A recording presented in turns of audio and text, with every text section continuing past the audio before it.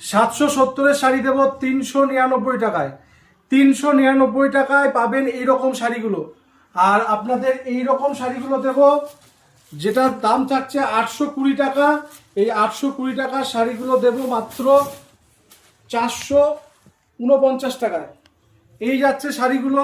এই যে দামগুলো বলছি, এই দামগুলো কিন্তু পাবেন শুধুমাত্র 15ই আগস্ট ও 16ই আগস্ট, শনিবার ও রবিবার, এই দুটো দিনই কিন্তু থাকছে এই অফারটা।